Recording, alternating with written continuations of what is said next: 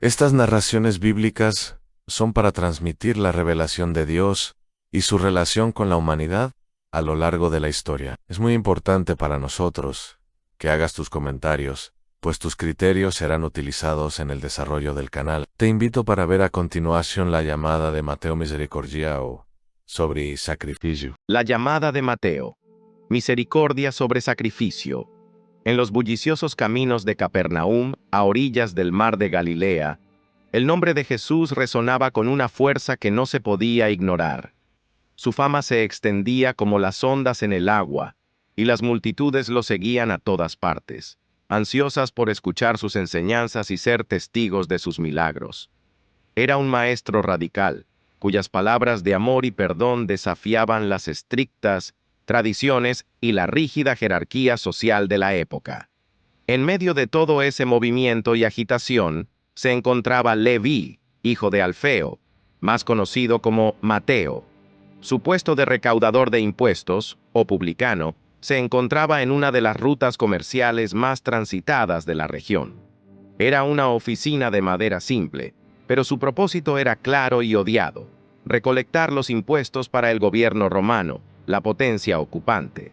Su vida era una de opulencia, sí, pero también de aislamiento. A pesar de su riqueza, o quizás precisamente por ella, Mateo era un paria social. Para los judíos devotos, era un traidor, un colaborador con el enemigo, y sus prácticas, a menudo deshonestas, lo convertían en un pecador en la categoría más baja de la sociedad. Los fariseos, en su devoción a la ley, lo veían como una mancha, un hombre indigno de cualquier consideración divina o humana. Vivía al margen, contando monedas, mientras el mundo pasaba por delante de su pequeña cabina, viéndolo con desprecio y amargura. Una mañana, el sol de Galilea caía con la calidez habitual sobre el polvo del camino.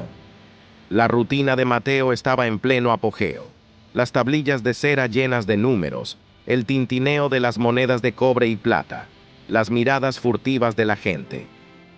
De repente, el bullicio habitual se hizo más denso. La multitud que seguía a Jesús se acercaba. Entre las cabezas que se movían, los rostros que se alzaban para ver al Maestro, Jesús caminaba con una calma serena. Sus ojos, profundos y llenos de una compasión que trascendía lo ordinario, no se detenían en los fariseos, ni en los enfermos, ni en los curiosos. En un momento que pareció eterno, su mirada se posó directamente en Mateo. En ese instante, el mundo de Mateo se detuvo. Las monedas, los números, el aislamiento, todo se desvaneció. La mirada de Jesús no era de juicio, ni de condena, ni de desprecio.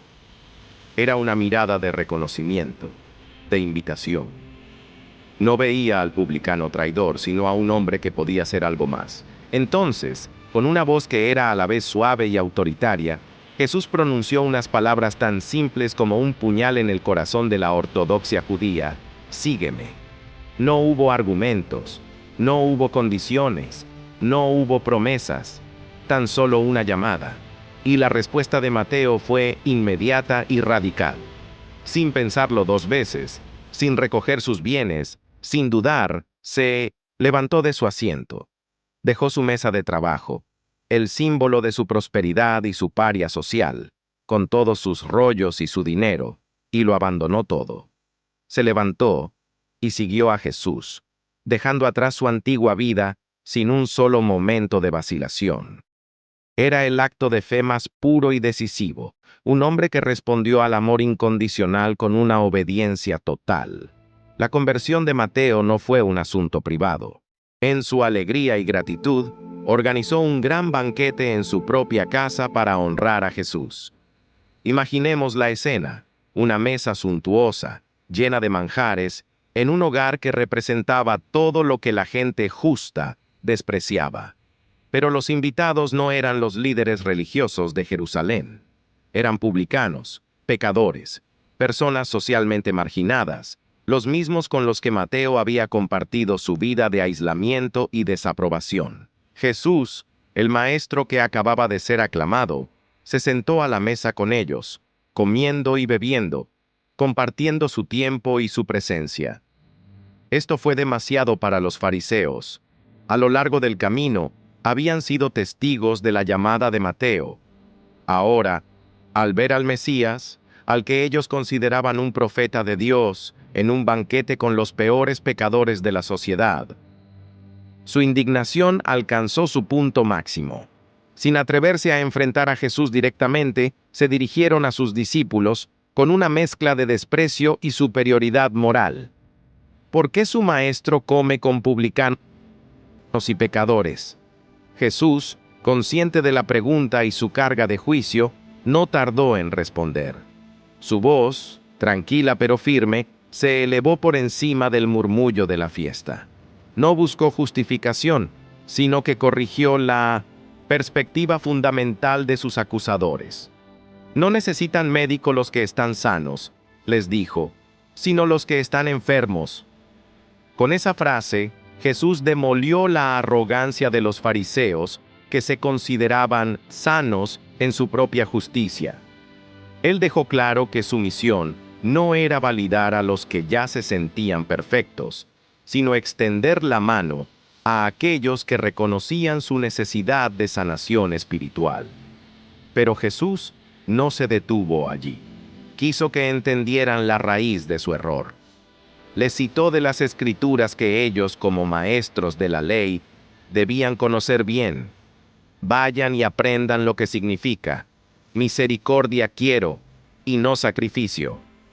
Esta era la verdad que los fariseos habían olvidado. Se habían concentrado tanto en el cumplimiento de los rituales, las normas y los sacrificios, que habían perdido de vista el corazón de la ley, la misericordia, la compasión y el amor. Su religiosidad era una cáscara vacía, una pretensión de rectitud que no les permitía ver la necesidad del prójimo. Jesús, en cambio, estaba demostrando que el amor de Dios no está limitado por las barreras sociales o religiosas. Él había venido a los marginados, a los enfermos, para ofrecerles la sanación, el perdón y una nueva oportunidad. La historia de la llamada de Mateo es mucho más que el relato de un hombre que cambia de profesión. Es un símbolo del amor radical de Jesús, que busca a los perdidos, que rompe las barreras del prejuicio y la exclusión, y que ve un potencial divino en cada persona, sin importar su pasado. Es una enseñanza sobre la verdadera fe, que no se mide por el cumplimiento de las reglas, sino por la compasión y la misericordia hacia los demás. Y para Mateo, fue el inicio de una vida nueva, no solo como seguidor, sino como uno de los 12 apóstoles, el autor del primer evangelio, una voz que contaría al mundo la historia de aquel maestro que lo llamó de su puesto de impuestos para una misión eterna. Gracias por escuchar esta adaptación de La llamada de Mateo, misericordia sobre sacrificio. Si te gustó esta narración, suscríbete para más historias. Nos escuchamos en el próximo relato.